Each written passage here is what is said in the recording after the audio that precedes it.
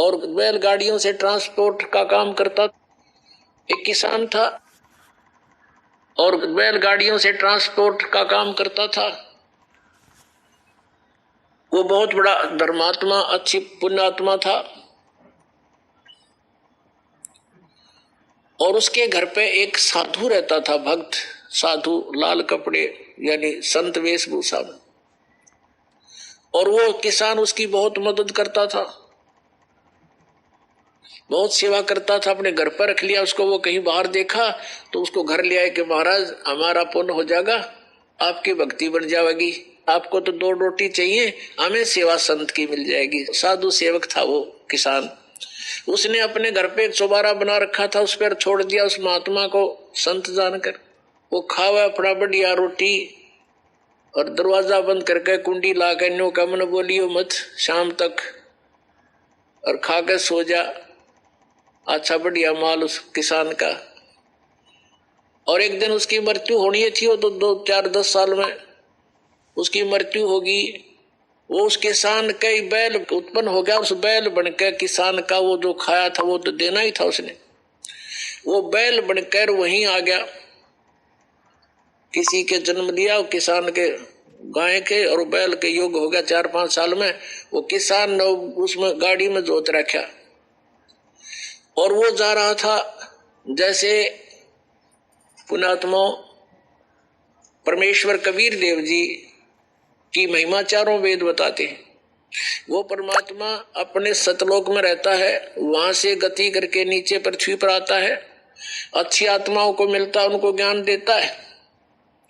उस ज्ञान से परिचित वो पुण्यात्माएं फिर परमेश्वर की महिमा का गुणगान करते हैं। उनमें से एक आदरणीय गरीबदास साहिब जी, गांव छुरानी, जिला झज्जर वाले थे। ये बेरी गांव का किसान था, जिसके विषय में ये दास बता रहा है कि बेरी गांव है जिला झज्जर में, रोहतक से 20 किलोमीटर होगी लगभग। उस बेरी गांव का वो किसान था। और वो कहीं इधर नजफगढ़ की मंडी में, जो पहले पुराने समय की बात है 250 वर्ष पहले, कच्चे रास्ते होते थे, बैलगाड़ी से अपना ट्रांसपोर्ट का काम करता था। यहाँ से कणक ले जाता, वहां से शक्कर भर लाता नजफगढ़ की मंडी से। तो ऐसे वो जाता था प्रतिदिन। एक उसके पास बैल था गोरे से रंग का, और वो बैल चलता चलता गाड़ी में बैठ जाता था, चला नहीं था।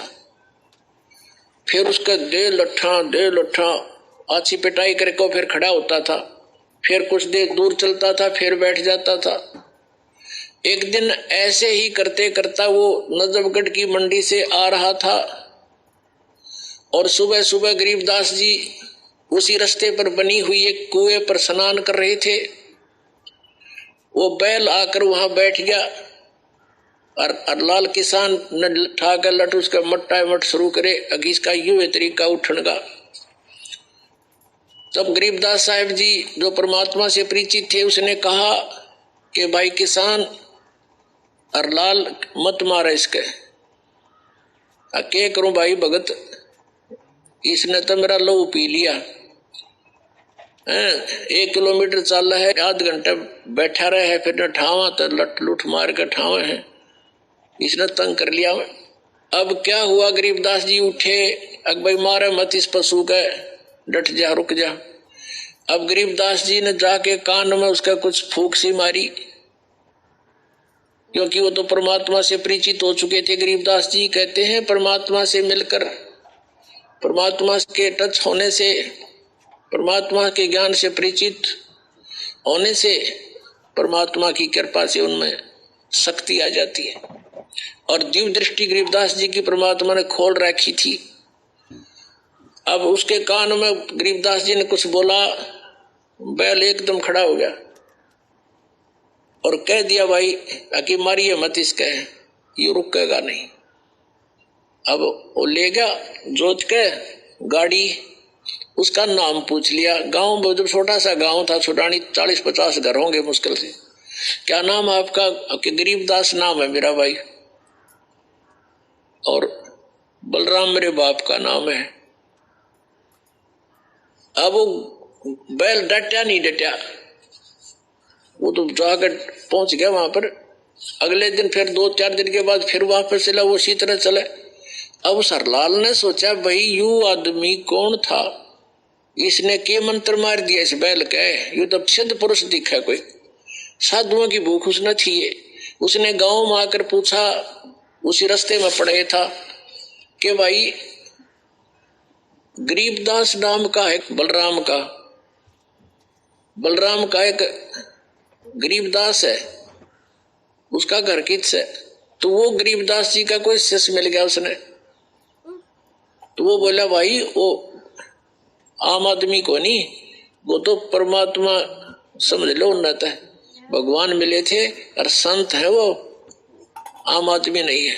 न बोला भाई जब बात या बात बनी, कहने लगा मैंने उसे दर्शन तक कराओ, कहाँ है उसका घर बता दिया कि वो सामने में ले चलता हूँ। वो शिष्य लेकर गया, शिष्य ने प्रणाम किया और लाल ने प्रणाम किया। उसने देखा ऐसा बुढ़ा ठोठ ही बोलो तो मठ यो आज खखा ठहरा, मेरी तो जीवन बदल दिया। ना तो रोज बिरान माटी हो रही थी, 3 दिन का काम 1 हफ्ते में करे था यो।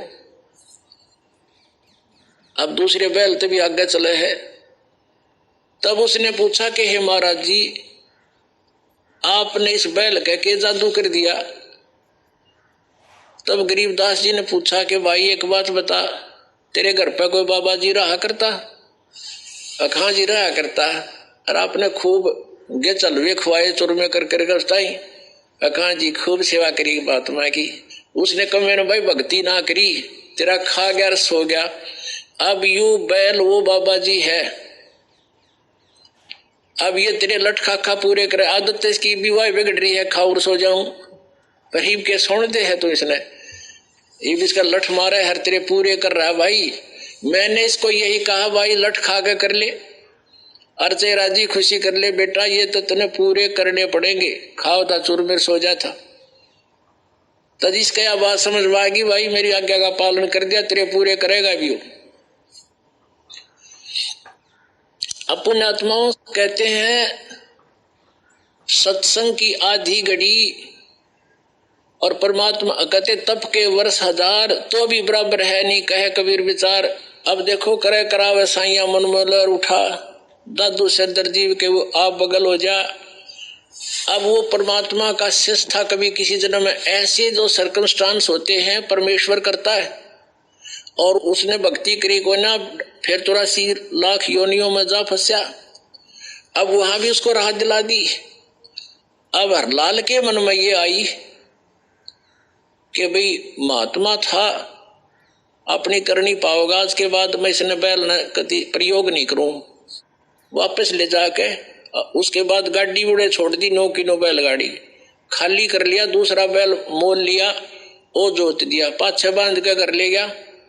घर जाके अलग से बांध दिया, चारा चरावे पानी प्यावे, प्रयोग नहीं किया। अब उसको वहां भी राहत दे दी, परमात्मा ने दिवा दी अपने हंस को। कोई था पिछले जन्म का निकम्मा, खाओ था सो जा था।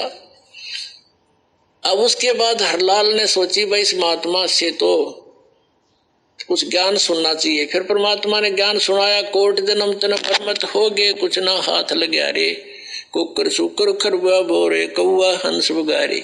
सारी कथा सुनाई। अब एकदम प्रभावित हो गया वो किसान हरलाल, और उनको ये कर्मों से परिचित कराया कि 1 अलाई और 1000 कसाई बराबर पाप लगे। तो इस चीज से वो प्रभावित हुआ और कहने लगा भगवान मुझे तो अपने पास ही रख लो। गरीबदास जी से कहा। गरीबदास जी बोला भाई हमारा मार्ग अब ऐसे रखने का नहीं है, हम तो वो विधि बताते हैं जिससे तुझे पाप नहीं लगेगा। अब खेती करूं तो उसमें पाप